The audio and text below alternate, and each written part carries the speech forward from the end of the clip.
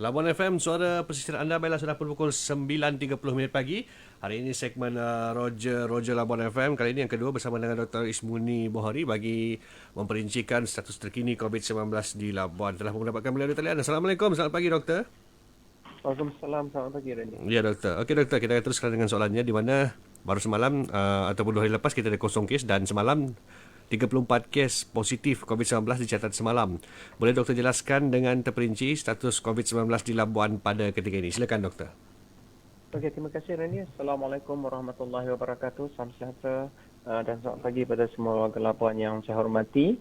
Jadi pagi ini sekali lagi saya ingin berkongsikan status COVID-19 terkini di Labuan sehingga pukul 8 pagi ini. Jadi seperti mana yang telah diumumkan oleh Yang Berbahagia Tan Sri Datuk Sri Ketua Pengarah semalam, semalam kita mencatatkan mencatatkan 34 kes baru, menjadikan kes keseluruhan yang ada di Labuan ini adalah 1,855 kes. Di mana kalau kita tengok 10 bulan yang pertama pada tahun lepas kita hanya mencatatkan 27 kes, dan 3 bulan yang terakhir sehingga sekarang kita telah pun mencatatkan 1,828 kes, satu lonjakan kes yang sangat tinggi. Jadi kalau kita melihat kembali kepada kes-kes yang kita ada semalam, satu kes adalah kes daripada saringan di Hospital Labuan, iaitu kemasukan ke hospital, manakala 6 kes lagi adalah kes daripada saringan bergejala di klinik kesihatan. Dan satu kes pula merupakan saringan pengembara ke negeri Sabah. Kontributor ataupun kes paling banyak semalam adalah melibatkan saringan kontak rapat. Apa yang dimaksudkan dengan saringan kontak rapat ini? 26 kes merupakan kes-kes dalam keluarga, di mana individu-individu yang pertama yang dikesan yang telah pun bergejala menunjukkan kes-kes di dalam keluarga itu sendiri. Dan untuk mengetahui semua, ia melibatkan lebih kurang dalam 4 keluarga, di mana setiap keluarga purata yang telah pun positif adalah 6 ke 10, yang merupakan kes-kes yang sangat tinggi melibatkan keluarga-keluarga yang kita detect di Labuan ini. Jadi untuk mengetahui semua, memang betul 2 hari lepas adalah kita telah pun melihat kepada kes-kes, kita telah pun kurang daripada kes tersebut. Tetapi hari ini adalah impact kepada perayaan hujung tahun, iaitu cuti hujung tahun, di mana banyak program-program yang dijalankan yang melibatkan kekeluargaan yang seterusnya membawa kepada kes-kes yang tinggi. Contohnya sekarang ini kita ada 26 kes dan kebanyakan dia adalah melibatkan keluarga terdekat. Itu adalah kedudukan kes semalam, dan sekiranya kalau kita tidak menjalankan aktiviti-aktiviti kekeluargaan tersebut, maknanya kes yang patutnya kita ada hari ini hanyalah lebih kurang 8 kes sahaja. Tetapi disebabkan oleh beberapa aktiviti-aktiviti yang telah dijalankan ini menyebabkan kes terus menaik di Labuan ini. Dan perkara kedua iaitu kedudukan di Hospital Labuan pada kali ini. Kalau kita melihat kepada kedudukan Hospital Labuan, semalam kita telah pun discharge 7 lagi kes menjadi kes sembuh sepenuhnya 1,764 kes.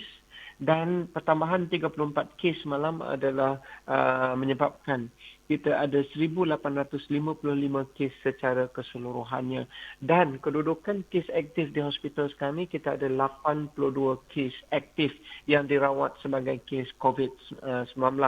Dan ia melibatkan 6 kes di ICU dan 3 kes masih lagi memerlukan bantuan alat pernafasan. Dan itu adalah kedudukan di hospital pada waktu ini. Dan kalau kita melihat kepada kedudukan saringan pula, walaupun kita di PKP tetapi kemasukan agak tinggi, di mana semalam kita menerima 782 kemasukan daripada semua pintu masuk kita yang ada, dengan kemasukan melalui feri dan bot laju berjumlah 402 kemasukan semalam. Manakala airport mencatatkan 258 kemasukan, dan kapal laut iaitu melalui program sign on and sign off melibatkan 122 kemasukan, menjadikan total kemasukan adalah 782. Yang itu agak membimbangkan, walaupun kita di dalam PKP, tetapi kadar kemasukan itu agak tinggi semalam. Dan dalam masa yang sama, kalau kita melihat kepada data untuk ujian-ujian yang telah kita jalankan, semalam kita telah pun setakat semalam daripada bulan 10 tahun lepas, kita telah pun mengambil ujian pengesahan COVID RT-PCR sebanyak 43,096 sampel. Dan pada waktu ini, sampel yang tinggal adalah lebih kurang 400 di Makmal di Kuala Lumpur, manakala sampel-sampel lain telah pun kita analisa dan keputusan telah pun kita maklumkan sebentar tadi. Dan semalam juga kita telah pun untuk pengetahuan semua, kita mengambil ujian lebih kurang dalam 128 ujian PCR semalam, dan kita juga telah mengambil 276 ujian rapid test semalam, di mana untuk ujian rapid test ini 6 daripada ujian ini daripada 276 telah pun disahkan positif semalam untuk ujian RTK. Jadi itu adalah kedudukan saringan semalam. Manakala bagi kedudukan kluster, kita masih ada 3 lagi kluster yang masih tinggal, iaitu kluster titian agak sukar untuk ditutup disebabkan oleh pergerakan yang agak kerap di kawasan-kawasan ini. Kluster titian adalah kluster di kawasan Kampung Muslim dan sekitarnya. Manakala kluster ujung pasir, alhamdulillah setakat ini 3 hari tidak menunjukkan kes baru, kekal sebagai 72 kes, dan kita sedang memantau dengan teliti kluster untuk ujung pasir ini untuk memastikan ia bukan lagi tempat penyebaran COVID itu sendiri. Manakala kluster J Bandar, buat masa ini kita tidak ada kes dalam masa 2 hari ini. Jumlah kes yang ada adalah 39 kes. Dengan PKP ini kami amat berharap kluster ini dapat dikawal sepenuhnya, disebabkan dengan keadaan PKP ini kedai-kedai restoran hanya dibenarkan untuk dine-in, dan ini adalah salah satu kaedah yang paling bagus buat masa ini untuk kita meredakan kluster J Bandar yang telah pun menunjukkan kes yang sangat tinggi sepanjang beberapa minggu yang lepas. Jadi itu saja kedudukan kita di Labuan sehingga pagi ini, Randy. Ya, Doktor. Dan Menteri Kesihatan sebelum ini ada menyatakan bahawa pesakit COVID-19 yang berada di tahap 1 dan 2 bermula awal tahun ini akan dirawat di rumah. Jadi kalau di Labuan ni, adakah prosedur yang sama dilakukan, Doktor, atau ada prosedur yang lain? Silakan, Doktor. Okey, terima kasih, Randy. Memang betul buat masa ini ada SOP yang setengah dibangunkan untuk merawat COVID-19 di rumah, terutama COVID yang melibatkan pertama kelas 1 dan kelas 2, iaitu kelas-kelas yang tidak ada simptomatik dan tidak ada komorbid yang sebenarnya boleh dirawat ke rumah. Yang kedua adalah yang melibatkan bacaan-bacaan viral yang tidak keterlaluan, iaitu kita akan melihat kepada bacaan-bacaan viral itu sendiri sebelum kita membuat keputusan sama ada kita perlu untuk rawat di rumah ataupun rawat di hospital ataupun pusat kuarantin. Jadi untuk makluman warga Labuan, sebenarnya isu ini terpaksa dibuat disebabkan kebanyakan di negeri-negeri di Semenanjung dan juga di Sabah, kedudukan pesakit mereka terlampau tinggi sehingga pusat-pusat kuarantin dan juga hospital tidak mencukupi. Contohnya di Kuala Lumpur sendiri, kebanyakannya telah pun mencapai 90% penggunaan keseluruhan. Sama juga di negeri Johor dan beberapa negeri.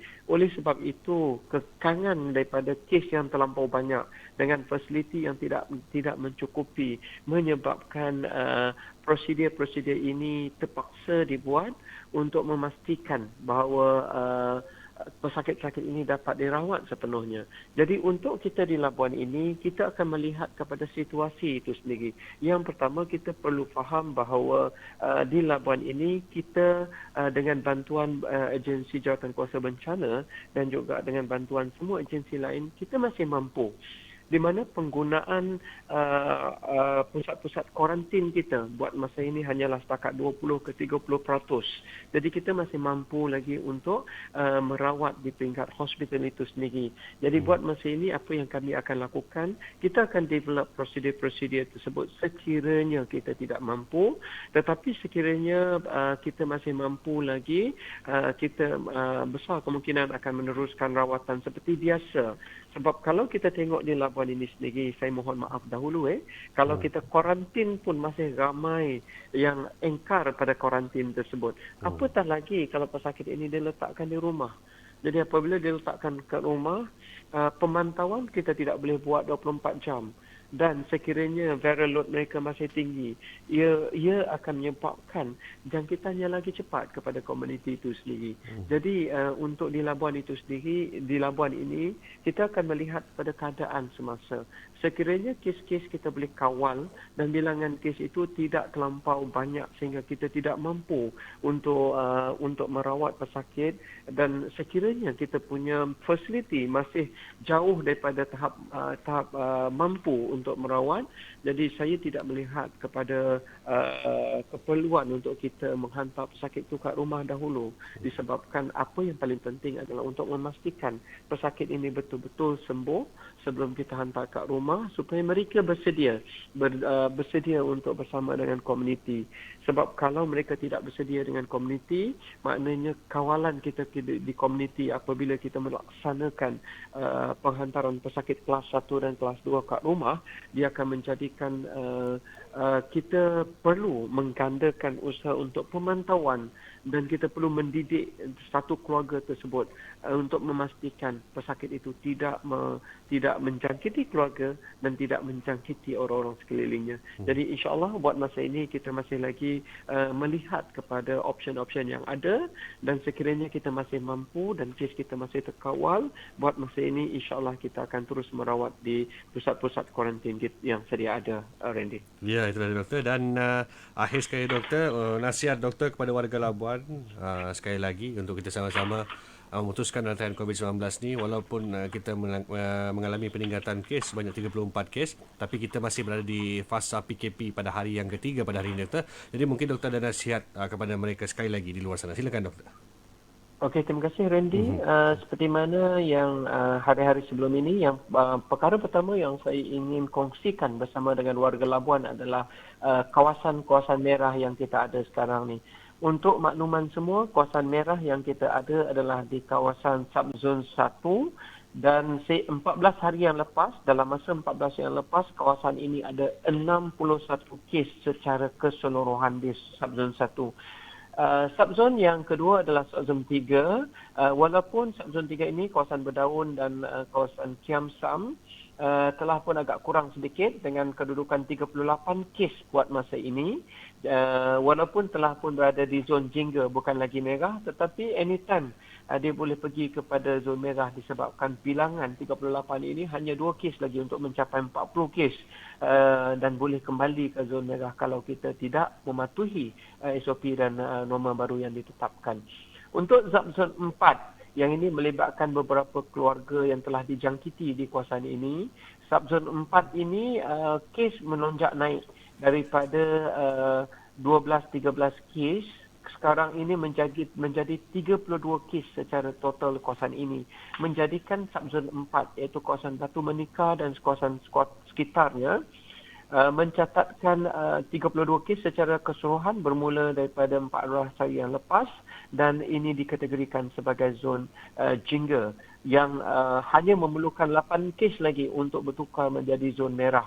Jadi sekiranya komuniti kawasan ini tidak berhati-hati menjaga, maka mereka ini kemungkinan akan masuk kepada zon merah anytime daripada sekarang ini.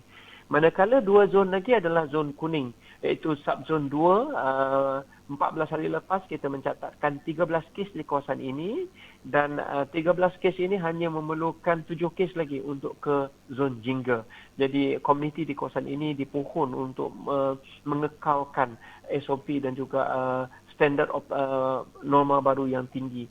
Manakala bagi subzon 5 ini adalah subzon terbaik pada waktu ini, di mana sepanjang 14 hari yang lepas, subzon ini adalah subzon yang paling kurang kes dengan mencatatkan hanya 5 kes secara keseluruhannya. Dan untuk subzon 5 ini, kita berharap bahawa komuniti di kawasan ini mempertingkatkan lagi kawalan kendiri, kawalan di rumah, kawalan di kawasan untuk memastikan kita hanya ada 5 kes lagi. Kalau kita boleh mengurangkan 5 kes ini, subzon 5 ini adalah merupakan kemungkinan subzon pertama yang akan dideklarkan sebagai subzon hijau di Labuan ini. Jadi saya berharap bahawa untuk MPP kawasan ini dan juga pemimpin di kawasan ini terus meningkatkan usaha untuk kita memastikan at least kita ada satu subzon hijau di Labuan ini selepas habis PKP ini, insya-Allah. Jadi kalau kita melihat kepada kawasan-kawasan kluster, kita ada 3 kluster buat masa ini, iaitu kluster Titian di kawasan Muslim dan sekitarnya, kluster untuk J Bandar, iaitu rangkaian makanan, restoran makanan di kawasan bandar, dan juga kluster Ujung Pasir, iaitu Pasar Basah di UTC. Dan untuk kawasan-kawasan jangkitan, untuk makluman komuniti, kawasan jangkitan yang sekarang ini aktif, kes aktif di hospital adalah kawasan Berbuloh, kawasan Genggarak Permai, kawasan Taman Mutiara, kawasan Taman Mahkota Impian, Batu Arang, Batu Menika, Kampung Muslim dan juga kawasan Kiam Sam. Itu adalah kawasan-kawasan yang menunjukkan kes yang banyak di samping kawasan bandar itu sendiri. Itu adalah kedudukan-kedudukan kes yang saya ingin kongsikan sebagai penanda aras bagi kita dan untuk komuniti sendiri memainkan peranan penting untuk memastikan kawalan-kawalan COVID, kawalan-kawalan untuk memastikan penularan COVID ini di tahap maksimum.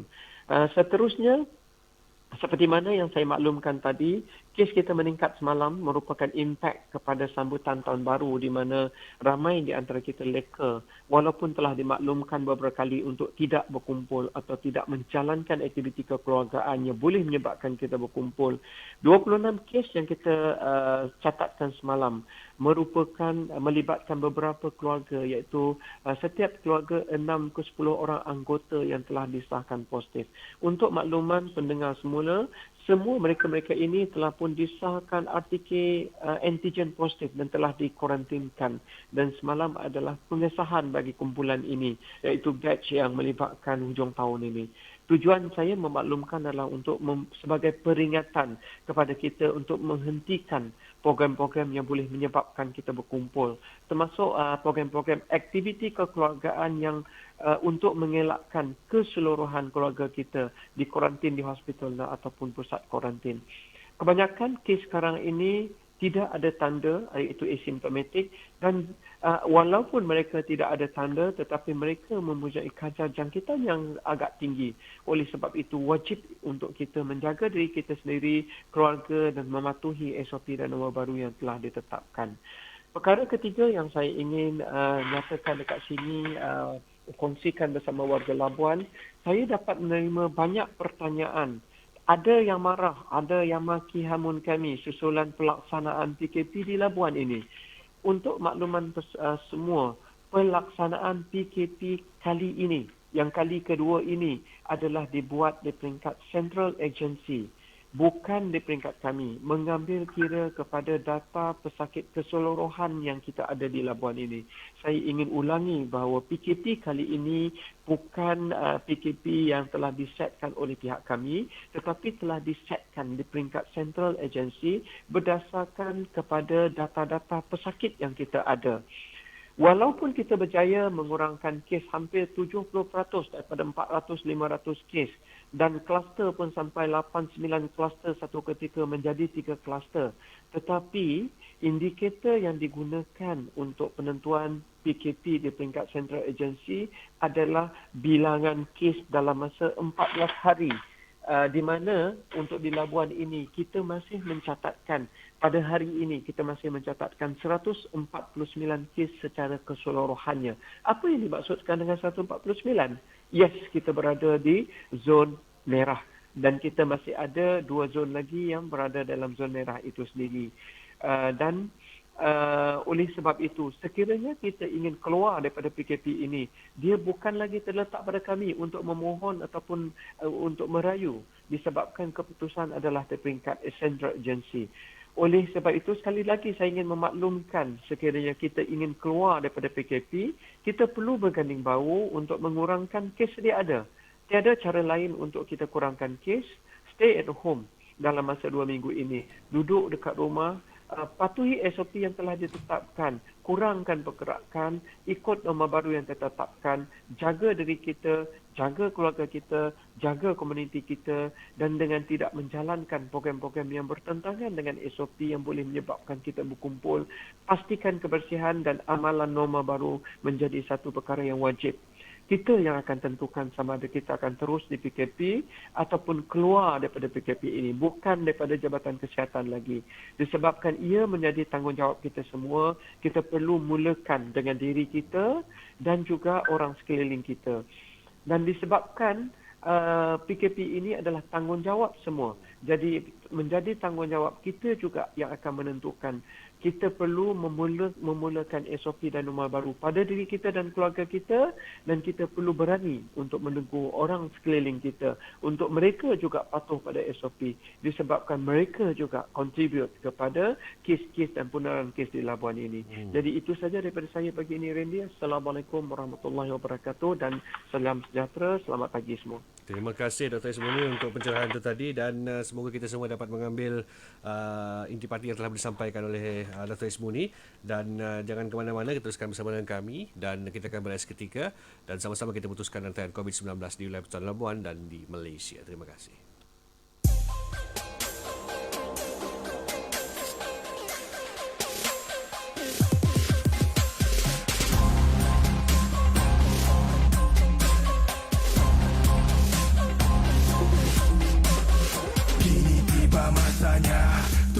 Barisan hadapan sama-sama kita, tegur lawan kita, jaga kita, bersiap siaga, putuskan rantaian COVID-19. Jarakkan diri kita 1 meter ke 1 meter, pakailah pelitup muka, cuci tangan jangan dilupa. Jarakkan diri kita 1 meter ke 1 meter, pakailah pelitup muka, cuci tangan jangan dilupa. Ayo kita ke depan, elak sesak, elak sempit, jangan sembang dekat-dekat, sama-sama kita ingatkan, tetapkan penjarakan.